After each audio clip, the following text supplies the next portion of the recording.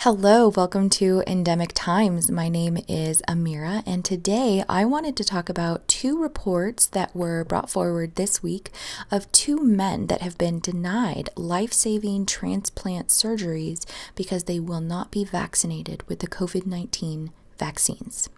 Let's get into it.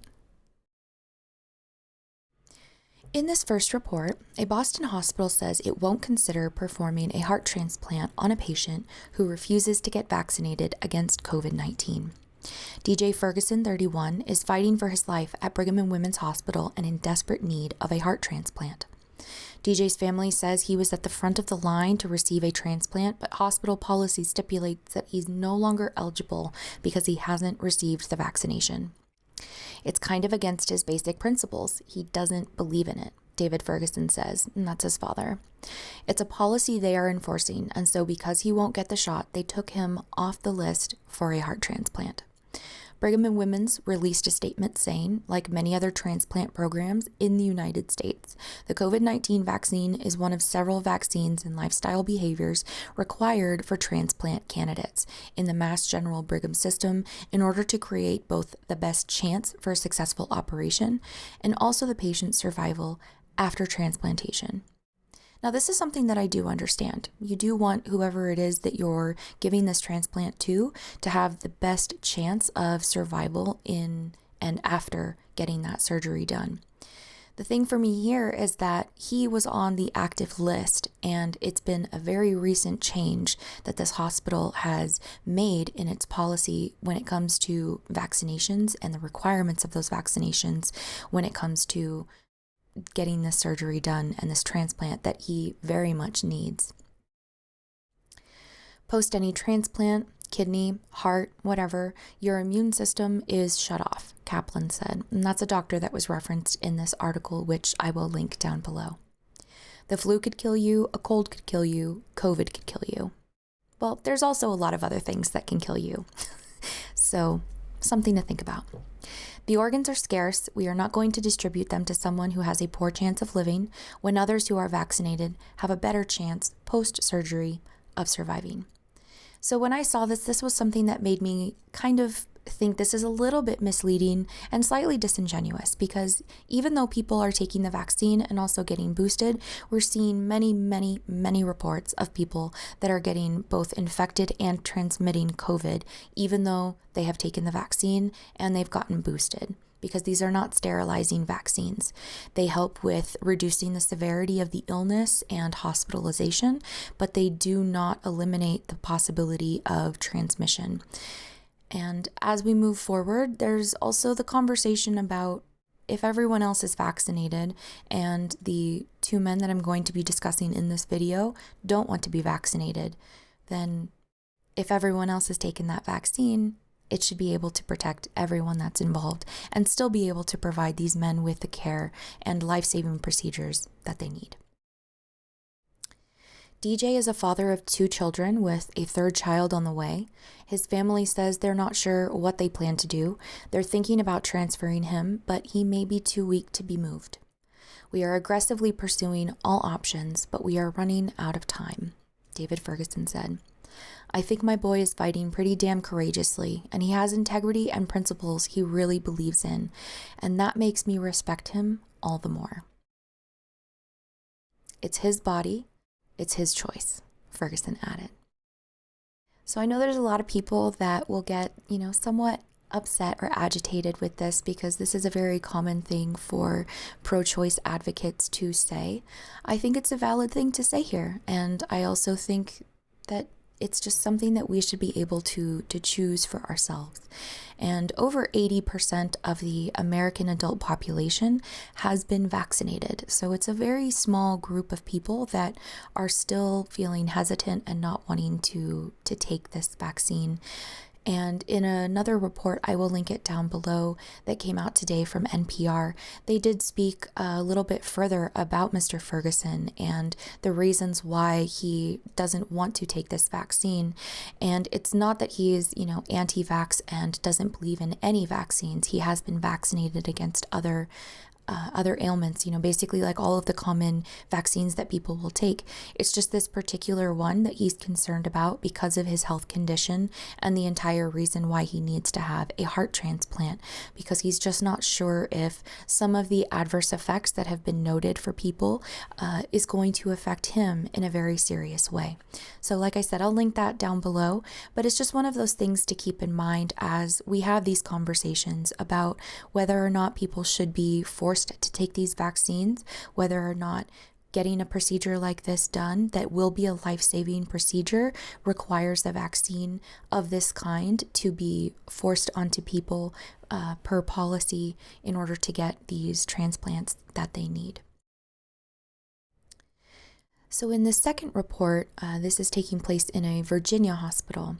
A man seeking a kidney that could save his life is claiming that he has been denied a place on the active transplant list because of his COVID-19 vaccination status.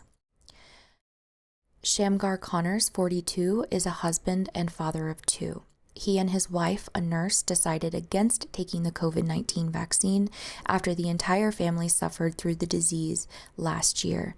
So this is where the issue of recognizing natural immunity is a big problem, because there are a lot of scientific reports that look at natural immunity and how it does look like it is much stronger in its ability to protect individuals from getting reinfected with COVID. It's not an absolute, of course, but there's a lot of science to suggest that natural immunity is one of the strongest ones. And that is the reasoning that Mr. Connors has used in not getting this vaccination. A doctor at the University of Virginia Hospital allegedly told him that despite his prior COVID-19 infection, his unvaccinated status will not allow him an active spot on the list for a life-saving kidney transplant. I just had COVID, so I don't. So why would I get the vaccine? Conors responded on the phone, and this was in relation to a conversation that he was having with his doctor. However, the hospital did not budge, according to Conors. So this is a conversation that he was having with his doctor, Dr. Warburton.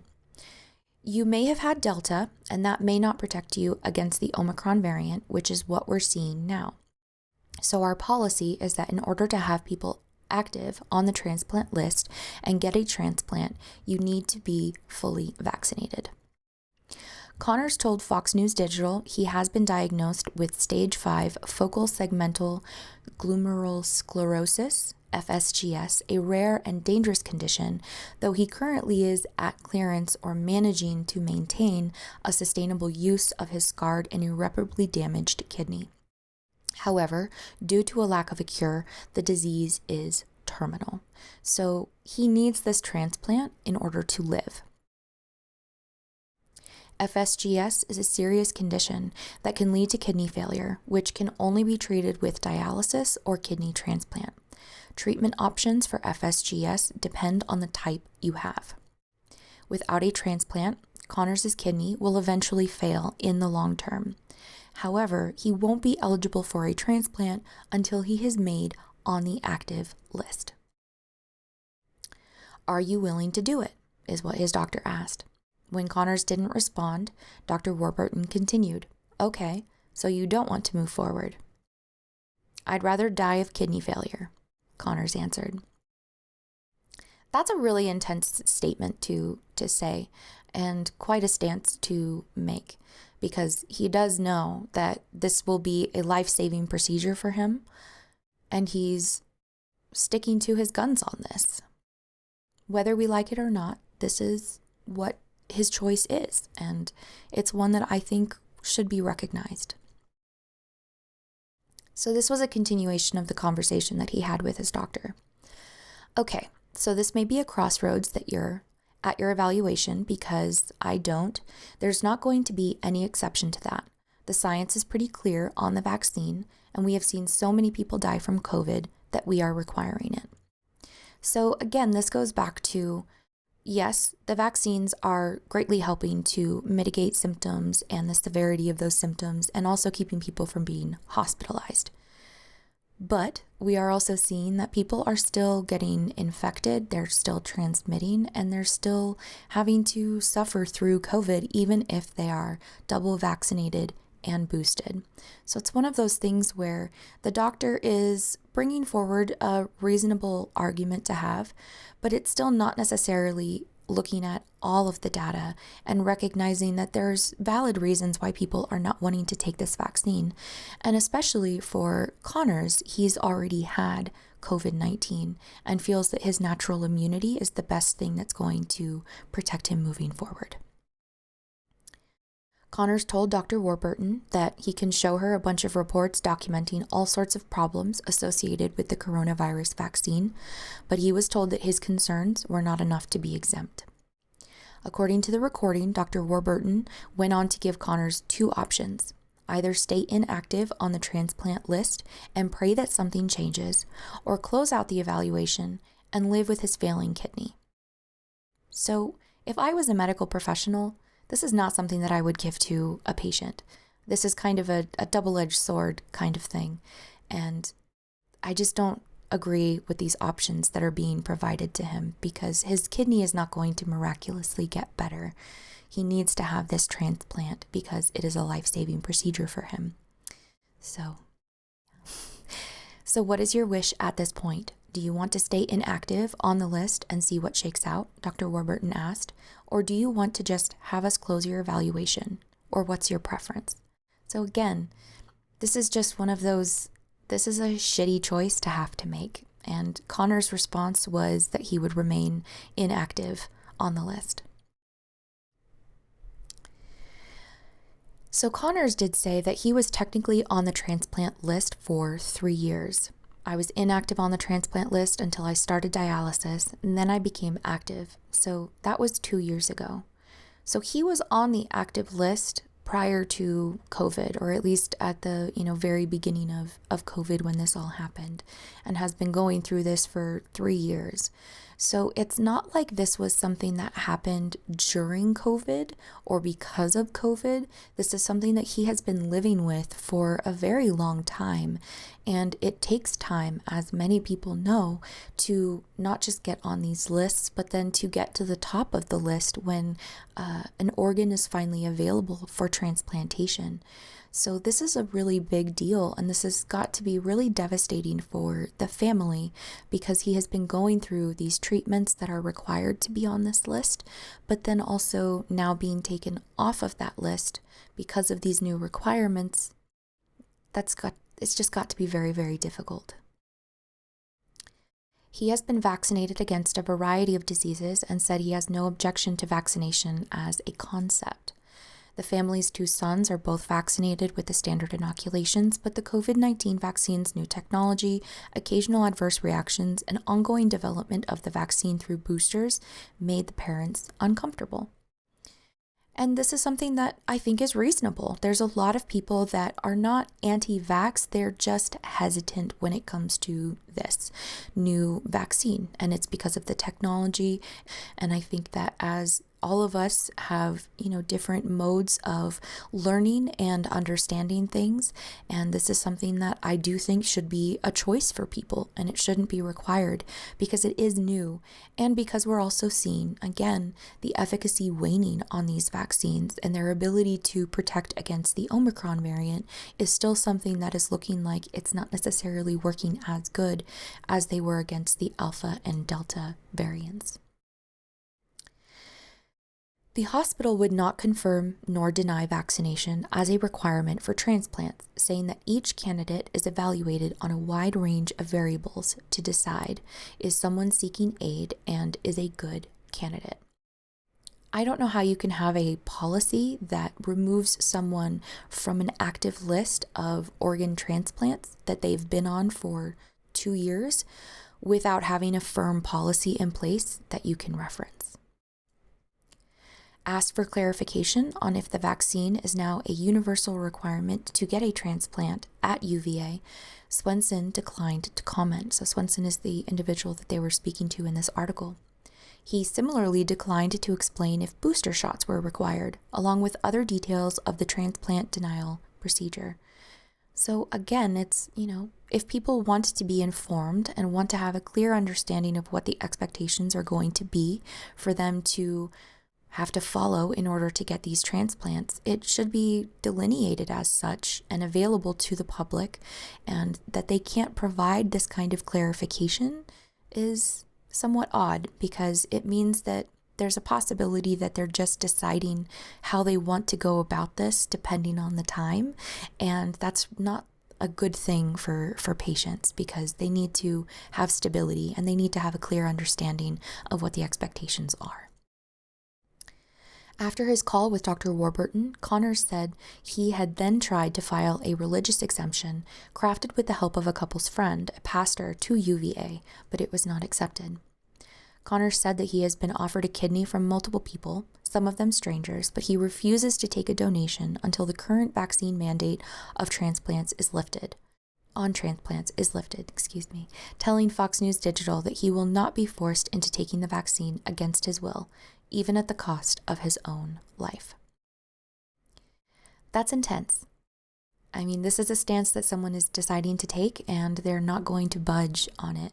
This is a man with young kids, a family, and that he's making this decision is both admirable and sad, that he's having to make this kind of choice when it doesn't seem like it has to be this way. So one of the big questions that I had when I was reading these different reports of these two men is this even ethical? Now, the American Medical Association principles of medical ethics are not rules that doctors have to strictly follow. These are essentially guidelines that give physicians and other nurses and medical personnel an understanding of where to go and how to navigate different situations that come up. So this was updated on September 15th of 2021, and this was a specific area of the AMA principles looking at, can physicians decline unvaccinated patients? And this is what this says. In general, no. A physician should not refuse a patient simply because the individual is not vaccinated or declines to be vaccinated. The commitment to care for those who are sick or injured carries with it a duty to treat in other circumstances as well, including public health crises, when a physician may face greater than usual risks to their own safety, health, or life. The decision to accept or decline a patient must balance the urgency of the individual patient's need, the risk the patient may pose to other patients in the physician's practice, and the need for the physician and staff to be available to provide care in the future. So my question is, why can't both of these men be tested for COVID, be given their life-saving surgeries, and then allowed to isolate after those surgeries?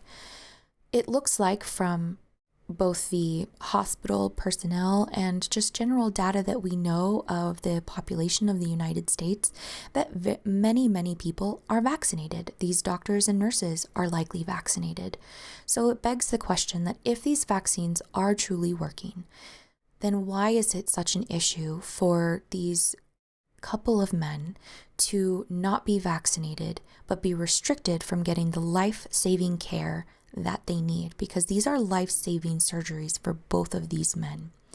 And so it just begs that question, is this ethical? And are these doctors operating under a fear?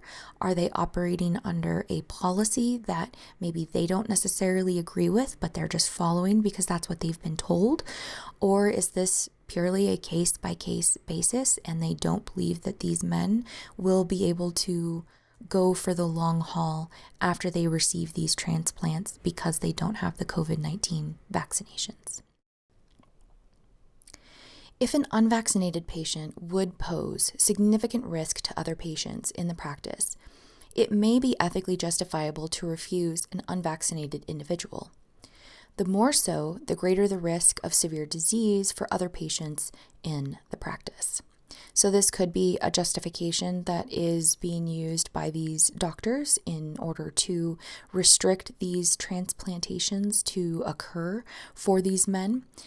It's just, again, one of those things where most likely many of the people involved, from the patients and the doctors and the nurses, have been vaccinated.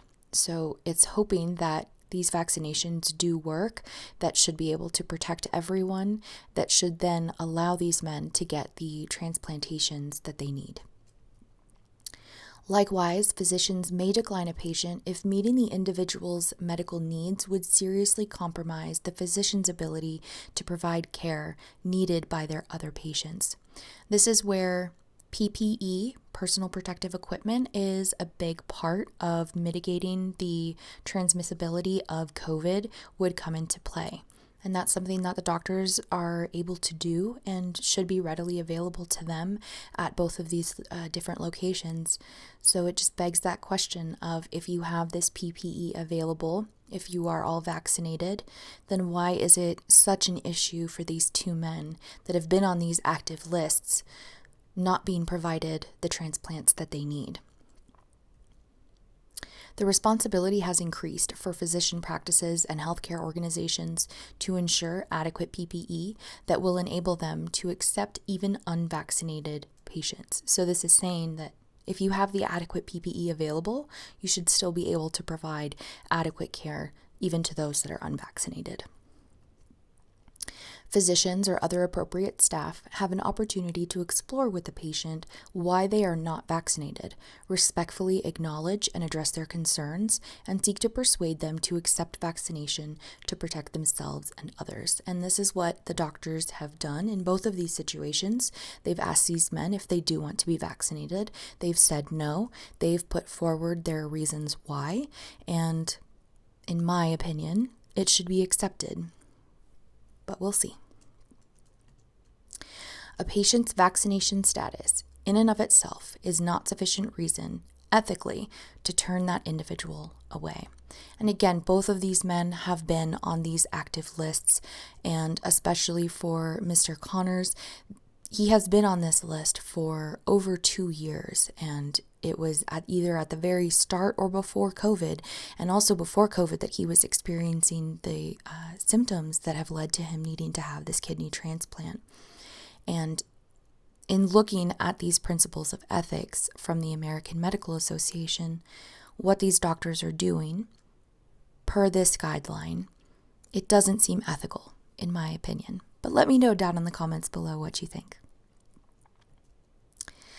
So this was something that I felt was a quick thing to just go over and have a frame of reference when we're looking at whether or not people are vaccinated and should be vaccinated for these kinds of surgeries, and also looking at the current numbers that we have of COVID-19 hospitalizations in the United States. So this was from the Wall Street Journal on January 25th of this year. And it says that hospitalizations with COVID-19 in the U.S. continued to decline, following the downward trend in new cases of the virus identified in the country since the middle of this month. So when we talk about how are hospitalizations affecting the ability of doctors to provide care, and if having these men in these hospitals would pose a big risk to either the doctors, the nurses, or the patients themselves, when we look at this, we can see that the hospitalization numbers are actually declining. And it's because of the widespread use of the vaccines that are showing that they do help with the severity of illness and reducing hospitalizations. So the vaccines are working in that way. And so again, it's that question of, if most of the people are vaccinated, why is it that these two men that have been on these lists before, why are they being removed when these are life-saving surgeries that would help them to live better lives once they've had those surgeries, when they have the ability to provide that kind of care and they don't necessarily have to be vaccinated? The 7-day average of the total number of people in U.S. hospitals with confirmed or suspected coronavirus declined for the 4th consecutive day to 156,042 on Monday, according to data from the Department of Health and Human Services. The fast-spreading Omicron variant of the virus had driven case numbers in the U.S. to record highs at the start of January, and hospitalizations with the disease it causes have in recent weeks exceeded the number when Delta was dominant. So this is saying that at the start of January, we were seeing this increase in hospitalizations. So it does make sense that these doctors would be concerned at that rise, probably suspecting that it's going to continue to increase. But what we're seeing here is that those numbers have already started to decline. So in my opinion, again, this is just my opinion, these doctors, I think, are acting in a reactionary way.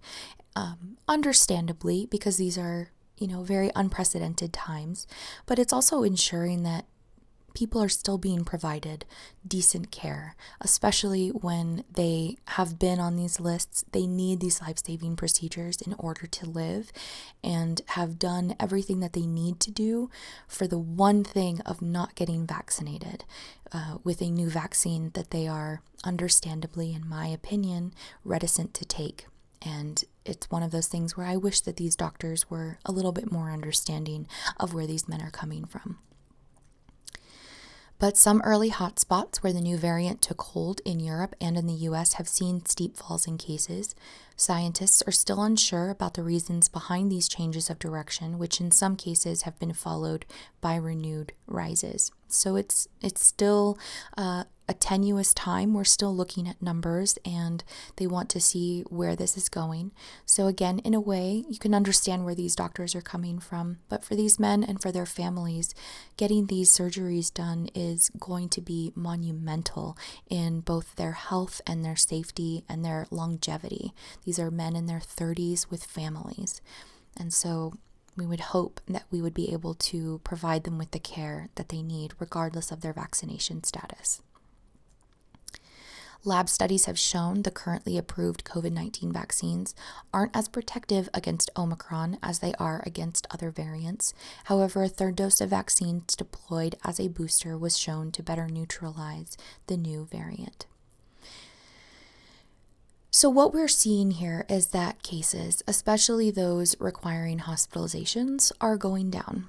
We're also seeing that the efficacy waning on these vaccines and their ability to combat the Omicron variant, which is the most prominent variant we're seeing right now.